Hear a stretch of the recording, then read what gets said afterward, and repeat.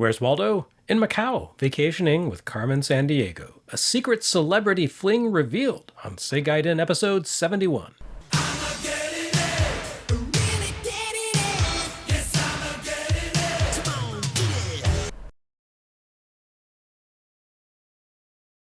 Here at the end of 1988, a miracle has occurred on Sega Master System. And no, I don't mean Miracle Warriors, I mean a third party has finally published a game for this console. Yes, up until now, every Master System game released since the console's launch in America had borne Sega's name as the publisher. This had been Sega's modus operandi since the SG-1000 had debuted more than 5 years earlier, and really, the way consoles as a whole had mostly worked back in those days. Games for a given console came from the company that created the console. When that changed, due to Activision's defection from the Atari camp, everything became chaos. The steady, measured stream of Atari 2600 releases that defined the console's first years of life suddenly exploded into an absolute flood, and like most floods, nothing much good came from it. Sure, some 2600 third parties produced great games, but good luck finding those needles in the 2600's growing haystack of dross. Even Nintendo, by some accounts, had intended to make the Famicom and NES a closed system until Hudson and Namco forced their hand. Third parties flocked to Famicom and threatened to initiate a 2600-style Crash Redux. That is, until Nintendo started putting some limitations in place and actively encouraged the platform to migrate to Disk System, a machine with a trademark-protected lockout system, namely a physical imprint of the Nintendo logo. When the NES arrived in America and Europe, Nintendo built publishing controls into the hardware itself to regulate third parties and prevent the software market from spiraling out of control again. On the other hand, Sega just published everything themselves. Now, part of that had to do with the fact that Nintendo allegedly locked third parties into exclusivity deals in order to put games on NES. You wanted to put your game on the biggest console in the world? Well, you better enjoy monogamy. Nintendo even supposedly put restrictions on multi-platform licensing, demanding the version of a game that showed up on NES and other platforms be unique for NES. This would seemingly explain why games like Bionic Commando and Double Dragon appeared in fairly arcade-accurate forms on various other computers and consoles, but integrated all kinds of unusual new elements, or ended up being different games altogether, on NES. Sega made the most of things, flying solo with its own console, but one need only compare the console's 1988 release lineup to that of the NES to see that Nintendo's practices more or less overwhelmed Sega's platform. The NES saw more than twice as many new titles arrive in '88 than the Master System did, and only a handful were published by Nintendo itself, which meant that those few games could be of a level of quality that Sega could rarely match with its more thinly spread development resources. Even relying on trusted development partners like Compile and Compile, Sega just couldn't keep up, especially when their internal focus had shifted to the next generation. So, lucky for Sega that Parker Brothers stepped in to help out. Although, it's hard to say if Parker Brothers really counts as a Master System third party. As you'll recall from the Monopoly episode, American toy manufacturer Parker Brothers had been acquired by American toy manufacturer Tonka in 1987. As part of those same big corporate moves, Tonka also took on distribution of the Master System around this time, with the first Sega Tonka titles arriving in stores at the beginning of 1988. Although Tonka didn't own Sega or the Master System, the company was responsible for its marketing, sales, and distribution in North America from that point. So when Tonka brand Parker Brothers published Where in the World is Carmen Sandiego, it was really more of a family affair than a third-party partnership. Still, it did open the door for external licensors to publish on Master System in the US, something that had only barely happened in Japan on Mark III, as we'll see next episode. Alas, this third-party incursion came about a little too late to do much good for American fans. Master System's replacement, the Mega Drive, had just arrived in Japan a few months earlier. The following summer, that console would arrive in America as Genesis. Sega would shift its development and publishing efforts over to the new console in short order. Only 3 third parties would publish for Master System in the US. Besides Parker Brothers, Activision would also appear as part of the company's 1989 campaign to get back into the games business in earnest by publishing games on every gaming device in existence. And a short-lived company called Seismic Software would also put a single game on Master System before vanishing from the earth. That's okay though. The advent of third parties heralded better things for the long-lived European and Brazilian incarnations of the Master System, And this newer, more open publishing ethos would define the Genesis from its early days and become one of its key strengths in the 16-bit console wars. Where in the World is Carmen Sandiego makes for a pretty solid start to the trend, too. Beginning with a best-selling 1985 PC game by Broderbund, Carmen Sandiego changed the world by being that rarest of creations, an edutainment game that kids actually loved.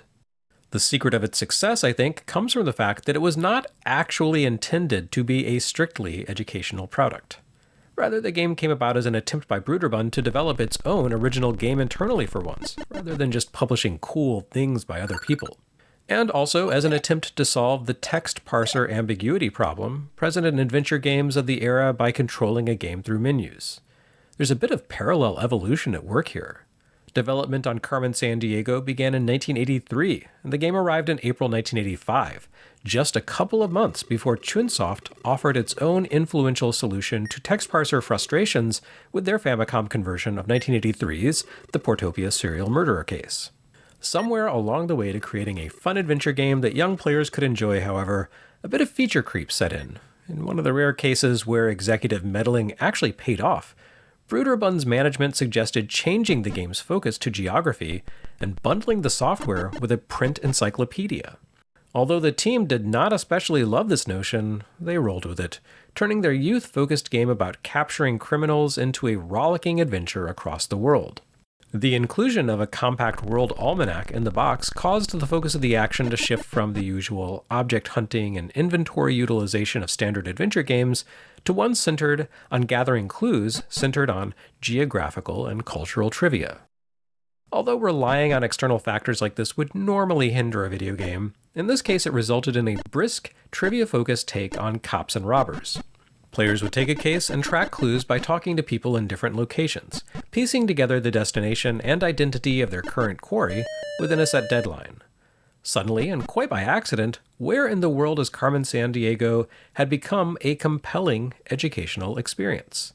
A test of world trivia, the game's reliance on an almanac meant that kids who don't know, for example, what the flag of San Marino looks like, would instead have to develop research skills, learning to seek information and reference material.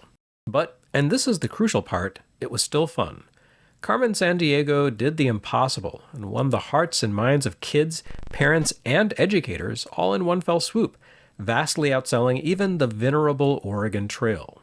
The game became a massive hit, one of the top-selling computer games of all time, and Broderbund moved quickly to capitalize on its success.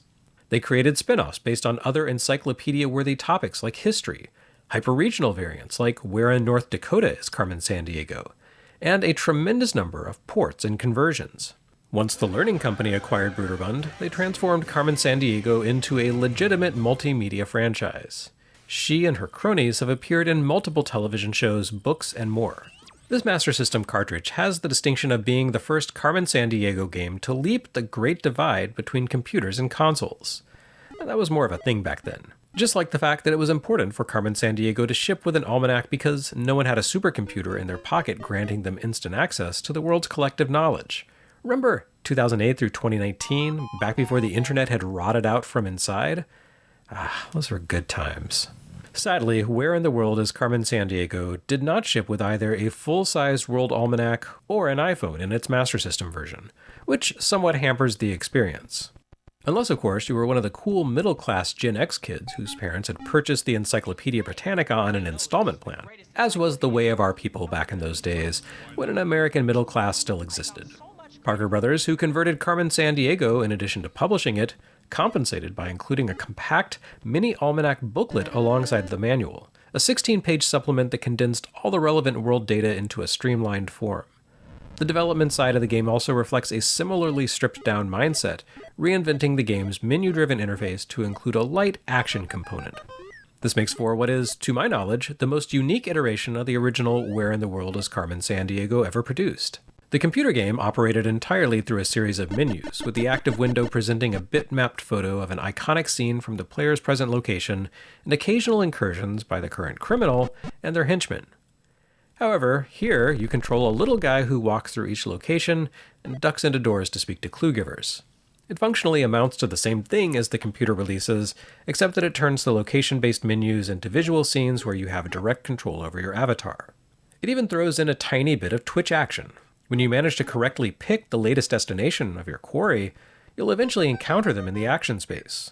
There's not much to this, but the villain will fire off a few shots at you, which you need to evade, lest you suffer an injury that debits a few hours from the clock that ticks away towards your case's deadline.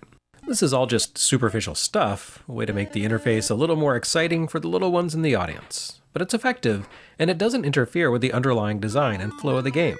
As on computers, you receive a case file and 1 week in which to identify and locate the culprit of the latest theft.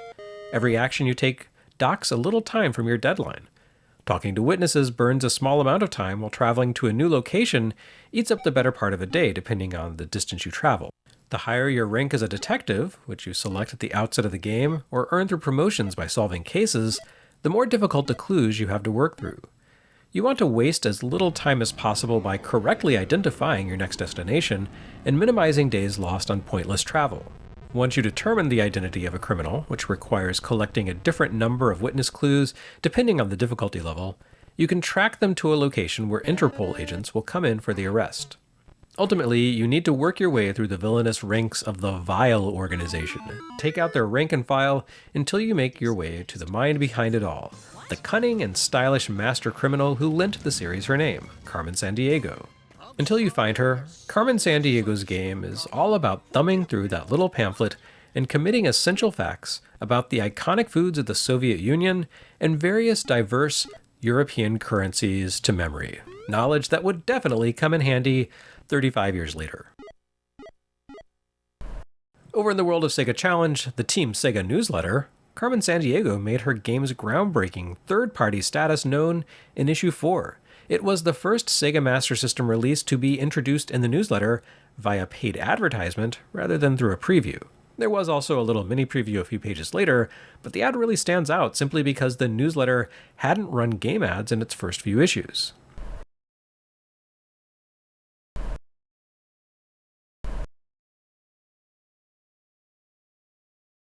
Next time on Segaiden, we wrap things up for 1988 on the American Master System, and we wind things down in general for the Mark III.